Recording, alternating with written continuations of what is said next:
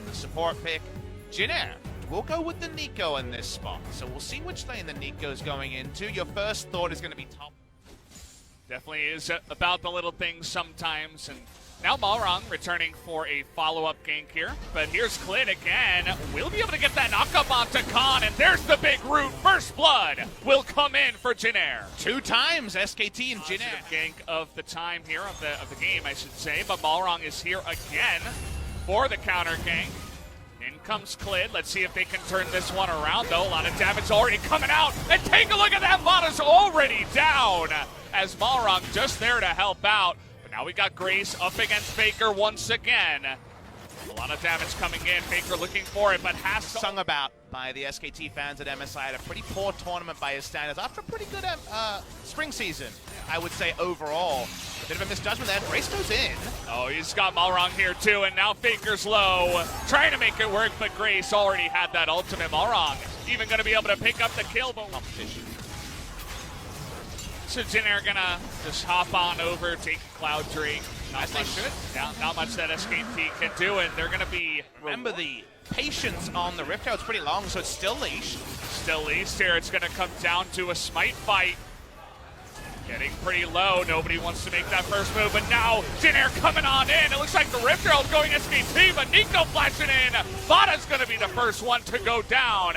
And SKT are going to be routed, but you can see that He's not getting back up the weak side of the map, per se. Ezreal was also a great weak side champion because he's 1,500 gold behind, and yet you look at his items and the break point between on-point mid-game to late-game macro to choke Jinair out of the game. Jinair needs to be in position to fight. They've got some great fighting items, but SKT, I think SKT is going to stick with their own game, and it's going to be the contenders to the top that need to show they're not pretenders, and they can force SKT to change. Got a little skirmish up here on the top side as Faker and Klid very confident to start this one off, and now Faker gonna get flashed on and dunked here by Grace, who's doing it all alone.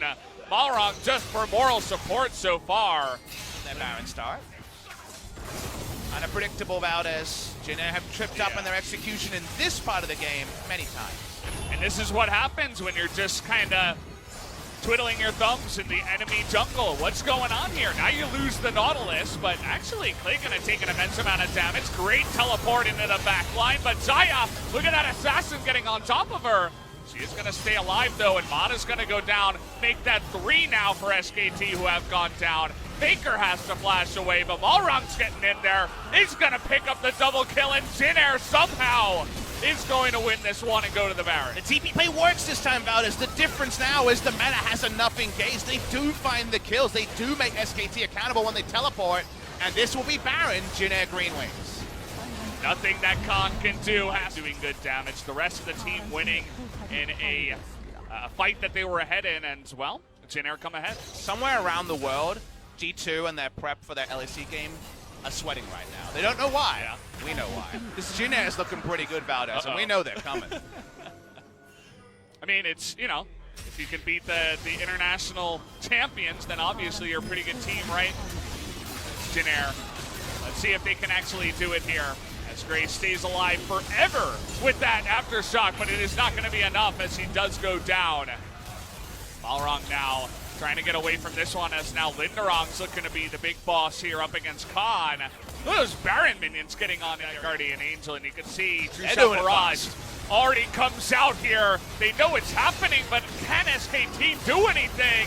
They're gonna get in range, but it is not close enough, as now Kellen is gonna push it around. As Ruto in the front lines takes a lot of damage, gets assassinated here by Faker. Now he's going to be the focal point, stays alive. Has actually some zoning by the Cataclysm for quite a while. First one to go down is Faker, and now Kellen tries to take out that clone. Not quite able to do it there, as the supports are going to be traded, but the set on the Elder now. Even Linderong still has his teleport. He didn't have to use it in the last one. Malrang's alone. Okay, Malrang. This is the way it had to be. As he is all alone here, is going to try to Void Rush in there, but goes down, as that's a pretty big mistake from our Jinair jungler. He's going to bite the dust. He's not quite going to be able to do much. Let's see what Grace wants to do, though, trying to start this one against Mana. Want to see SKT peel off, but they're not gonna. Yeah, they're sticking strong here. Grace doing a nice amount of damage. Nice hook there on a Teddy who has to get out of this fight. Now Kellen is going to be tanking up in the front line. That rise damage is unbelievable from the side of Khan, and that is going to easily push. A team fight victory and a team fight loss for Jin Air, and we can see very clearly the war is just going to TP on. That's the one ward that didn't get swept here. Jin Air going to be looking for the turn this time around. TP coming in. The Baron is getting low, and they're not pulling off of it, actually. Kellen gonna nearly get blown up. Here comes Linderang from behind, and a huge Pop Blossom in that one, but do they have the damage as Khan is gonna go down, but so does Grace, and Kellen, and Linderang, and now SKT can just turn it back, and there's the spite from Flynn.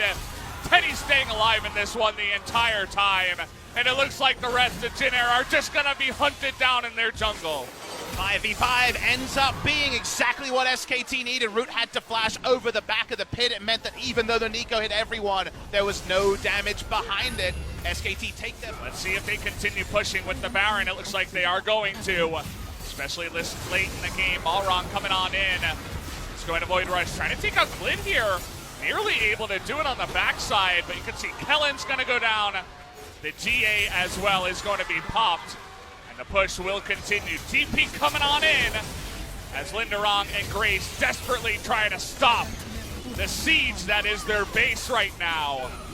But with so many cannon minions coming in, and as well as the ultimate with all of those minions, big Pop Blossom again, they're going to take out the Braum. Stopwatch is here as well. You can see Root staying alive, doing that damage in the back line. Gonna try to pop that Khan. He's gonna take him down. Grace doing a bit of tanking so far, but Root still going forward. Has the ultimate to take the double kill, and is gonna keep the base alive for now. Items he has now.